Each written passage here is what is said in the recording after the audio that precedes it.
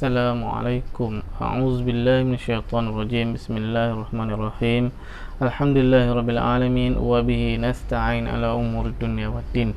Subhanaka la ilma lana illa ma 'allamtana innaka antal alimul hakim. Rabbi shrah li sadri wa yassir li amri wahlul 'uqdatam min lisani yafqahu qawli. Rabbi yassir wa la tu'assir wa tamim bil khair. Rabbana zidna 'ilman nafi'an wa amalan shalihan. قال المصنف رحمه الله تعالى ونفعنا به بعلومه في الدارين آمين ya rabbal alamin. Alhamdulillah, bersyukur kita kepada Allah Subhanahu Wa Taala, kita dipertemukan lagi dalam sesi video kita ini. Mudah-mudahan perkongsian kita dalam sesi kali ini memberi petunjuk dan juga rahmat daripada Allah Subhanahu Wa Taala. Mudah-mudahan juga pertemuan kita ini menjadi satu medium untuk menambah ilmu kita. Mudah-mudahan akidah kita akan jadi lebih kuat dan lebih yakin kepada Allah Subhanahu Wa Taala. Jadi kali ini kita akan bincangkan pula topik akidah, iaitu dalam kitab Risalatut Tauhid. Jadi hari itu kita dah cerita sifat Allah yang pertama, kedua dan juga ketiga. Hari ini kita akan masuk sifat yang wajib bagi Allah yang keempat, iaitu mukhalafatuhu lil hawadis. Mukhalafatuhu lil hawadis. Apa maksud mukhalafatuhu lil hawadis? Artinya bersalahan Allah dengan segala yang baharu. Bersalahan Allah Taala dengan segala yang baharu. Maksudnya Allah itu tidak sama dengan yang baharu, tak sama langsung. Senang kata, tak sama langsung dengan yang baharu. Apa itu yang baharu? Yang baharu ni kalau kita nak terjemahkan, nak huraikan dia, yang baharu ni adalah selain daripada Allah Ta'ala, semuanya adalah baharu. Lain daripada Allah, itu adalah baharu, kan? Lain daripada Allah, ma siwallah, dia kata, lain daripada Allah, itu semua adalah baharu. Jadi Allah Ta'ala ni tidak sama dengan yang lain daripada Allah. Jadi mesti wajib pada Allah Ta'ala tu tidak menyamai dengan segala yang baharu, tidak menyamai dengan segala makhluk, kan? Sama dari segi mana? Semua lah, kan? Sama daripada segi semua tu macam mana? Sama ada pada zatnya, sama dengan Allah, sama dengan makhluk tu pada zatnya. Apa itu zat? Zat ni kalau kita nak terjemah bahasanya, itu tubuh lah, kan? Pada dengan manusia tubuh lah, tapi pada Allah dia panggil zatnya, zat Allah. Tak boleh kita kata tubuh. Bila kita kata tubuh, sama dengan makhluk lah, sama dengan makhluk. Sebab Tuhan bertubuh, tak boleh lah, itu tak boleh. Sebab itu menampakkan Tuhan itu sama dengan makhluk, sebab makhluk itu bertubuh, kan? Jadi untuk jaga adabnya, kita gunakan perkataan zat. Zat ini hanya digunakan pada Allah. Tu kita guna dalam makanan apa semua tu, itu penggunaan bahasa kita lah. Tapi kalau dalam istilah ilmu, zat itu maksudnya hanya zat Allah Ta'ala sahaja, kan? Nak mudah fahamnya, tubuh lah. Tapi jangan gunalah perkataan tu. Sebab apa? Dia boleh mengundang kekeliruan. Jadi berhajat kepada huraian. Sesuatu yang mengundang kepada kekeliruan ataupun syubhah, syak, ragu-ragu, jadi kita kena ada huraian dah. Kalau tidak hurai dah, maka kita akan faham sendiri-sendiri. Bila faham sendiri, itulah yang membawa kita kepada sesat lah. Ataupun pada sifat Allah tidak sama dengan makhluk juga pada sifatnya, sifat Allah. Sifat Allah pun tak sama dengan makhluk juga. Contohnya apa? Sifat yang pertama kita belajar itu, iaitu wujud, ada, kan? Ada Allah dengan ada makhluk tak sama. Sebab itu ada istilahnya, wujud itu ada wujud yang hakiki dan ada wujud yang majazi. Apa wujud yang hakiki?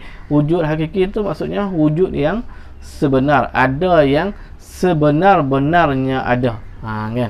Yang majazi itu wujud ataupun ada secara yang pinjaman saja, itu dipanggil majazi. Secara pinjaman saja, tumpang pakai perkataan ada tu saja, kan? Macam ada kita lah, ada kita ni tumpang saja. Sebab apa? Sebab wujud betul yang kata ada sungguh ni dengan tidak ada permulaan. Ada sesuatu yang tak ada permulaan? Tak ada. Allah Ta'ala saja yang tiada permulaan. Jadi yang lain tu tak dikira wujud lah. Tak dikira wujud. Sebab apa? Bersilih ganti antara ada dan juga tiada. Maka dikira macam tak ada. Jadi ada kita ni ada secara majazi, ada secara tumpang saja, kan. Bukan betul ada sungguh. Kalau ada sungguh macam Allah lah. Ada sungguh Allah tu saja yang ada sungguh, sebab dia tidak menerima perubahan. Macam kita terima perubahan, jadi tak dikira ada tu, tak dikira. Ustaz boleh ke macam tu, kan? Ni macam kita ni lah, kan. Kita kata macam mana contoh kita nak ambil, contoh kita balik kampung lah, kan. Ni PKP balik kampung, kan. Okey, contoh kita balik kampung. Kalau setahun kita balik sekali je, setahun sekali je kata hang balik kampung tak? Setahun balik kampung tak? Hang ni balik kampung tak? Kata ish, tak ada, tak balik kampung lah. Sekali pun tak ada. Ada sekali raya balik, tapi tak kira macam ada, kan. Sebab apa? Sebab sekali saja, kan. Jadi macam tak ada, macam tak ada balik kampung, kan. Kalau selalu kerap 3 kali atau lebih, tu baru kita nak kira lah, kan. Jadi macam tu lah dengan kita ni. Dengan kita pun macam tu juga. Atau pada sifatnya sifat Allah, sifat pun tak sama. Sifat kita berubah-ubah. Sifat Allah ni dia tetap daripada dulu sampai sekarang. Dulu tu bila? Tidak ada permulaan. Kita dulu tu bila? Ada permulaan sejak kita lahir. Atau pada perbuatannya, pada perbuatan Allah pun tak sama juga dengan makhluk. Allah buat sesuatu tidak menggunakan bahan. Kita membuat satu kena guna bahan. Kata itu Tuhan bagi jadi Nabi Adam dengan tanah. Itu saja Tuhan nak tunjuk kekuasaan dia, kan. Daripada tanah tu, sifat tanah tu dia boleh ubah menjadi makhluk yang lain. Bukan tanah lah. Manusia ni tanah kan? Tak, kita pun tak kata manusia tanah, kan. Kita kata tu manusia. Tapi daripada sifat tanah tu dia boleh menjadikan manusia. Tu nak menunjukkan kekuasaan Allah. Kita boleh tak daripada tanah tukar jadi benda lain? Daripada tanah jadi bata? Tak, mana ada jadi bata. Bata tu bukan benda lain, tetap masih lagi tanah. Ni tak sesuatu yang lain. Kalau kata sama, manusia dengan tanah tu sama, okey. Cuba potong tanah, tarik tanah, ada keluar darah tak? Tak ada. Kita manusia kalau potong keluar darah, kan. Kemudian dia sembuh balik. Bumi sembuh balik tak? Tanah kalau kita potong dia sembuh balik tak? Tak sembuh balik. Jadi itu yang tak sama, nak menunjukkan kekuasaan Allah Ta'ala. Jadi tak sama perbuatan dia dengan perbuatan makhluk. Kita nak mencipta manusia boleh tak? Tak boleh sampai lah ni, kan. Ada yang nak cipta Android, kan, cipta klon apa semua, kan. Tapi menggunakan bahan yang Allah Ta'ala ada. Kalau klon tu lagi lah, dia tumpang pun menggunakan air mani yang Allah Ta'ala buat, bukan buat sendiri, kan. Boleh buat air mani? Tak boleh. Kita tak boleh buat air mani sendiri, kan. Kemudian yang klon tu pula, dia tumpang pada rahim orang perempuan. Orang perempuan siapa cipta? Allah cipta, kan. Yang tamu uji pun ambil bahan daripada yang Allah punya juga. Jadi tak boleh sama dengan yang Allah buat. Allah boleh buat daripada tanah. Maha kuasanya Allah. Jadi tak sama lah perbuatan manusia dan juga perbuatan Allah. Dan sama ada yang baharu, yang telah ada atau yang belum ada. Jadi Tuhan ni juga menyalahi, tak sama dengan yang baharu, yang ada dah, ataupun yang tidak ada lagi, kan. Yang baharu, yang dah ada dah, mana? Ni kita ni yang dah ada dah. Ataupun orang sebelum kita yang dah pi dah, sekarang pun dah tak ada, kan. Ataupun apa lagi? Yang dah ada lah, kan, benda yang dah ada. Ataupun yang tak ada lagi, yang ada di dalam kita punya imajinasi tu. Tu yang belum ada lagi, kan. Contoh anak bagi orang yang baru kahwin, tak ada lagi, kan. Tapi akan ada. Confirm ada? Tak confirm lagi, kan. Tapi benda macam tu pun tak ada. Sebab apa? Sebab Allah Ta'ala tu ada dia dengan tidak ada kaifiat. Bila kita boleh kaifiat, bila kita boleh cerita, itu masih bukan Allah. Kalau kata tengok Tuhan tu putih je, itu putih, bukan Tuhan. Putih bukan Tuhan. Sebab apa? Sebab kita boleh memberikan kaifiatnya lagi, kita boleh cerita lagi benda tu, kan.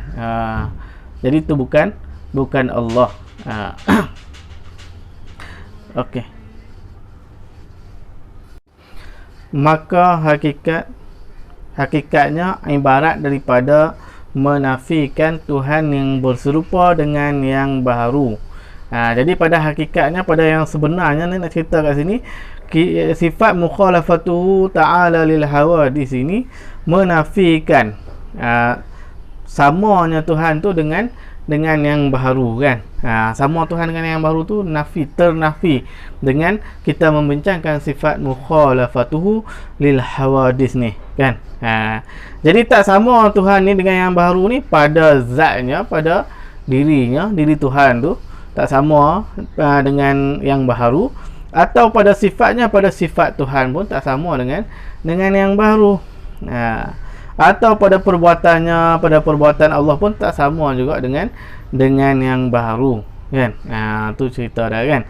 Kemudian kata pengarang lagi, adapun bersalahan Tuhan dengan yang baharu pada zatnya itu, iaitu sungguhnya zat Tuhan itu bukan ia jirim dan bukan ia arat, dan tiada sekali-kali zatnya berdarah, berdaging, bertulang, dan bukan jenis leburan.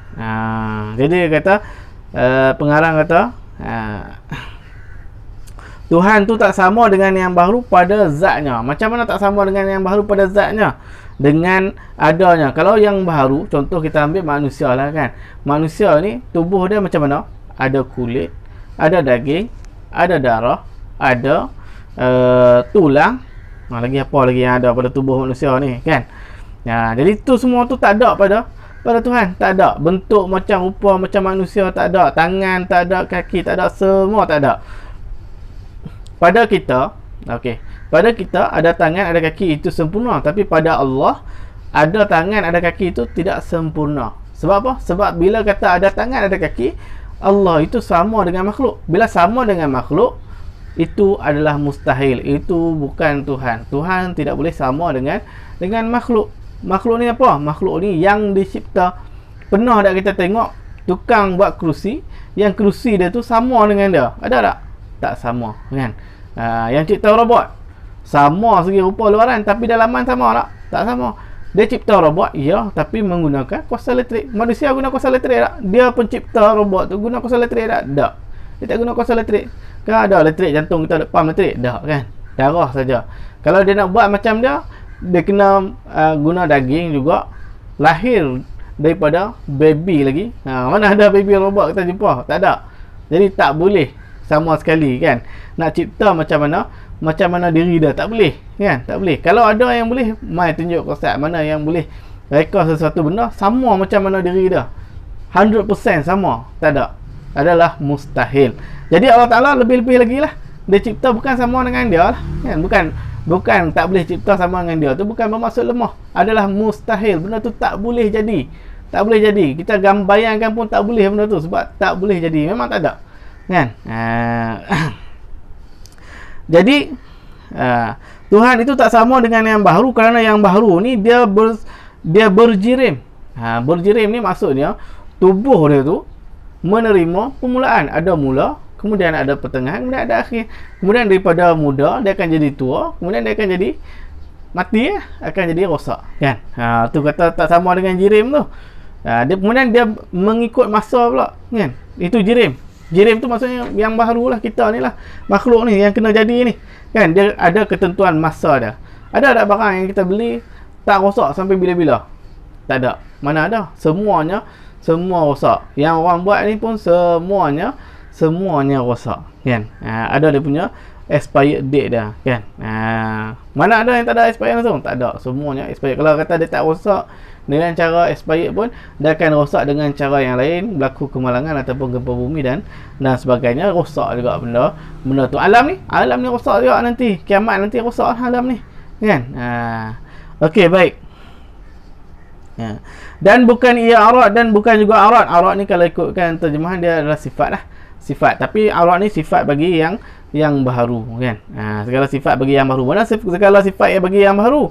Hijau, kuning, merah, kuasa, kehendak. Kehendak yang tergagah. Sebab apa? Kita ada sifat kehendak. Allah Ta'ala pun ada sifat iradat, ada kehendak. Tapi kehendak Allah mengatasi kehendak kita. Kalau kehendak kita boleh mengatasi kehendak Allah? Tak. Kalau kita tahu, Ustaz, saya nak tu saya dapat je, itu kehendak kita membetuli. Kehendak Allah membetuli kehendak kita. Kehendak kita tu sama macam mana yang Tuhan nak. Jadi benda tu berlaku lah. Sebab tu kata biiznillah tu, dengan izin Allah Ta'ala, dengan kehendak Allah baru jadi, kan. Kalau bukan dengan kehendak Allah, sebab tu tak jadi. Walaupun kita nak macam mana pun, kan. Kita duduk sembahyang hajat ni, nak minta hilang COVID-19 ni, kan. Tapi tak hilang juga. Tak hilang juga sebab apa? Sebab bukan, tak sama, tak membetuli dengan kehendak Allah, bukan dengan biiznillah, kan. Jadi tak hilang lah benda tu. Walaupun kita nak daripada dulu, kan, daripada tahun lepas lagi sembahyang, kan, sembahyang hajat apa semua kan, sampai ada orang dah macam putus asa dah. Tak mustahil lah ada orang putus asa ni, bukan saya sebut lah. Mungkin ada orang putus asa dah sembahyang hajat sebab tak hilang juga penyakit tu kan. Jadi benda ni sebenarnya kita kena minta pertolongan daripada Allah lah. Allah saja yang boleh menolak segala mudarat dan juga benda yang kita tak nak kan. Allah saja yang boleh tolak. Minta dengan Allah lah, minta dengan Allah. Ubat tu hanya dia punya wasitah saja, hanya dia punya perantaraan saja. Jadi yang pentingnya kita jangan berpegang dengan ubat lah. Okey. Ni kita jaga kita kan, bukan kita jaga kita, Allah jaga kita kan. Okey. Dan tiada sekali-kali zatnya berdarah. Zat Tuhan itu tidak berdarah macam kita. Dia panggil jirim kita ni, dia bersusun daripada beberapa benda kan, beberapa jenis, beberapa juzuk, iaitu bersusun daripada darah, kemudian daging, ada daging, kemudian ada kulit, ada tulang, dan bukan jenis leburan, jenis yang boleh lebur. Badan kita lebur lah, lebur. Macam mana? Bila masuk dalam tanah, kita kena tanam, bila kita mati, maka badan kita pun akan lebur, akan hancur dah kita tak tahu dah kat mana kan. Jenis tumbuh-tumbuhan ataupun sama dengan jenis tumbuh-tumbuhan ni, sebab apa dia ulama ni sebut ni? Sebab ada yang jenis semua pokok tu. Tuhan tu bukan berupa pokok. Pokok tu apa? Pokok tu makhluk lah. Sebab apa? Sebab kita boleh mengkaifiatkan dia. Warna coklat, daun warna hijau, ada buah, ada bunga, tu kaifiat tu semua tu. Jadi tu bukan Tuhan. Sebab apa? Sebab kita boleh mengkaifiatkan dia lagi kan. Tapi kalau kita bincang pula dalam benda lain, iaitu kata pokok, kalau kata berkuasa, boleh tak berkuasa tu letak kat pokok? Tak boleh lah. Kalau kata pokok itu berkuasa, apa yang pokok dah buat? Dia tak boleh, burung berak atas dia pun dia tak boleh nak basuh sendiri kan. Jadi lemahnya dia kan. Jadi macam mana yang lemah macam tu kita boleh kata itu adalah Tuhan? Bukan salah lah orang yang berfikir kata pokok itu adalah Tuhan kan. Lagi okey, dan tiada ia di dalam pihak.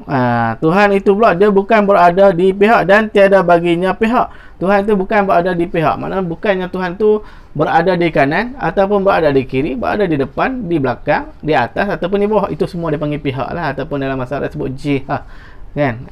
Jihah depan, belakang, atas, bawah, kiri dan juga kanan. Tak ada. Dan tiada baginya pihak. Tuhan ni tak ada, bagi diri dia sendiri pun tak ada kiri dan tak ada kanan apa semua. Kita ada kanan, kita ada kiri, kita ada depan, kita ada belakang, kita ada atas dan kita ada bawah. Itu kalau kat benda lain pun tak ada sebenarnya kiri dan kanan ni. Cuma kita kata di kanan pokok tu, di kanan kereta kan. Di kanan tu kita membayangkan, kita mengibaratkan manusia duduk situ. Ini adalah kanan, ini adalah kiri kan. Tu kita yang membayangkan kalau manusia duduk situ. Kalau betul binatang pun tak ada kiri kanan. Kita manusia saja yang ada kiri dan juga kanan. Jadi yang kita duk kira kiri dan kanan tu, itu iktibar kata manusia pergi berdiri kat situ kan. Tu baru kira kiri dan juga kanan. Tuhan pun tidak ada jihah, tidak ada kiri kanan atas bawah, tak ada bagi Tuhan tiada ya. Sebab kalau ada semua tu dia sama dengan makhluk sama dengan makhluk. Bila dia ada kiri dan kanan, maksudnya dia berhajat pada tempat. Bila berhajat kepada tempat itu adalah makhluk. Sebab apa berhajat pada tempat tu makhluk? Bila berhajat pada sesuatu perkara, walaupun tempat, itulah adalah melambangkan lemahnya sesuatu tersebut tu. Bila berhajat kepada sesuatu, kita berhajat kepada tempat, sebab tu kita lemah kan. Rumah pun lemah. Sebab apa? Sebab dia berhajat pada tempat kan. Tiada ia di dalam tempat dan tiada ia di dalam masa. Tuhan itu dia tidak berkait dengan tempat, dia tidak berhajat kepada tempat, dan dia juga tidak berhajat kepada masa. Tak ada mula bila, tak ada akhir bila, tak ada expired bila, apa semua tak ada, pukul berapa tak ada. Itu tidak terlibat dengan zat Tuhan. Yang terlibat adalah dengan kita. Kata ustaz tu sembahyang 5 waktu tu ketetapan untuk memudahkan kita. Tidak memberi kesan pada Allah. Kita tak solat pun tidak memberi kesan pada Allah. Yang memberi kesan pada diri kita lah kan. Kita tak sembahyang, nanti kita lah yang akan kena seksa dan sebagainya. Kemudian kata pengarang, bersalahan Tuhan dengan yang baharu pada sifatnya itu, iaitu wallahu alam. Kita akan sambung pada kelas dan sesi akan datang insya-Allah. Wallahu alam. Assalamualaikum.